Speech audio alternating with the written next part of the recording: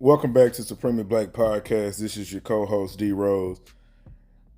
First and foremost, my thoughts and prayers goes out to everyone that was impacted by the coward Robert Card that killed 18 people and wounded 13 others, right?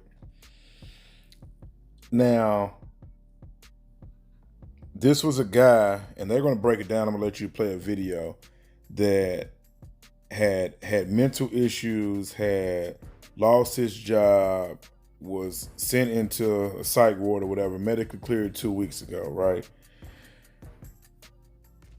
And I just want you all to hear how disgusting that, and excuse my language, this fucking news footage and clipping sounds as they're discussing this man. There's nothing, you would honestly think that he had fucking played a game of Call of Duty or some shit, and they can't just go ahead and say what it is and what America's biggest problem truthfully is when it comes to armed white men that go off on a tangent and just kill people. About 40 years old. He is a former military person, still associated with the Army Reserves, attached to a base up in Saco, Maine.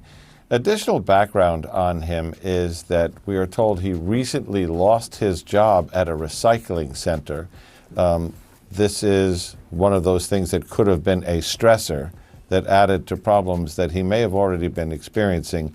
Law enforcement sources say he also was complaining to hear voices, that there was a threat to shoot up the military base at Saco where he had been attached, and that he spent 2 weeks at a mental institution being evaluated in Maine, and then he was medically cleared to go and released.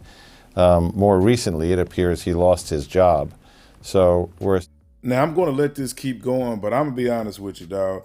I've heard these people talk about somebody that has killed a fucking dog worse than how they talking about this situation. They are almost explaining it like ain't nobody died. Like, make this make sense.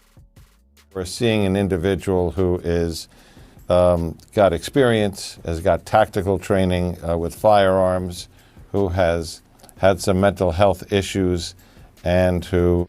This is what I'm saying. They are disrespecting mental health, dog. You know what I'm saying? Like, he was just a pissed off white boy that decided to go out and take innocent people's lives. 18 people at that. We don't give a damn about no mental health issues, bro. This is what his plan was. Let's get away from mental health.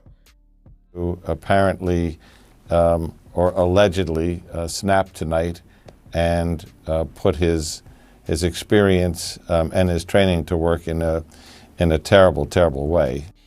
I'm just gonna be real with you for the people that listen and they hear the the podcast and everything. We always talk about it. We try to keep it as G-rated as possible. It's, sometimes it's real shit just got to be spoke on. So if this ain't for you, then I understand.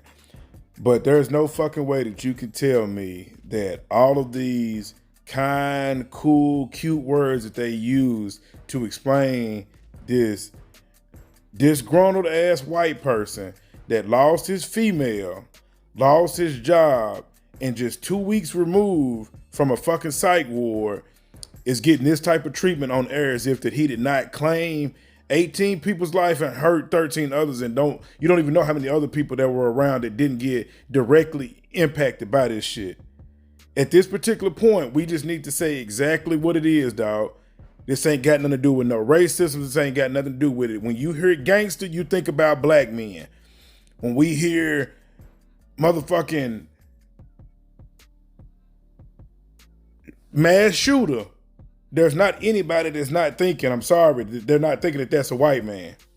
That's just what it is. Everybody is guilty of a bias. Everybody has their prejudice. That's just the world that we live in. That is global with that approach. But at some particular point, we have to start to realize that maybe we have dropped the ball on, we've targeted, we know what, we want to get thugs off the street. Remove color. We want to get thugs and gangsters off the street, right? We don't want to make sure that they're able to do certain things, right? The moment that people have checked themselves into mental places, I don't care what they plan to do. And this is why I stand with making sure that you carry a firearm, protect yourself at all costs. Because the moment that he checks out and they know for a fact that they had to keep him for 2 weeks, every officer that was aware of his mental state of hearing things, sounds like he was schizophrenic, they should be going to his house and doing a sweep. I've heard you all be way more determined to get shit out of people's houses that were on probation violations.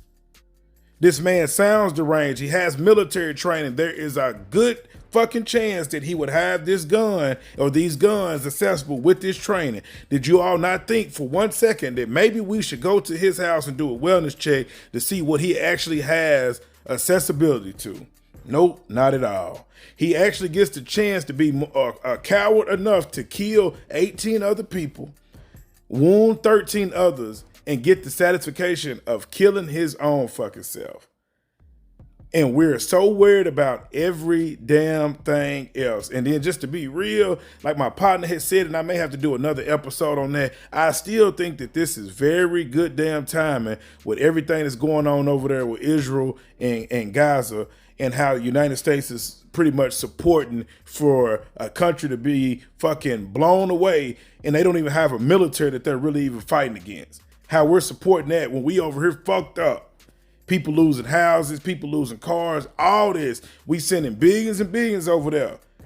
That's where everybody's attention was like, why is America supporting this, right? And I don't have all the facts, so we're not going to get into that. But look what the hell that we have going on in our own backyard. Was this a distraction? But let's just keep it real and to stay on facts. We clearly have an issue with deranged white men not getting their way. And this is the result of it. People lose their lives based off of their actions.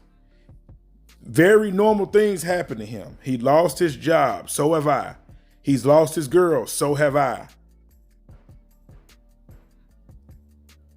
You feel what I'm saying? Like, we gotta quit trying to sugarcoat this shit and saying what it is and just throwing out mental illness and talk about all his bad habits. Everybody has issues. Everybody out here a little fucked up.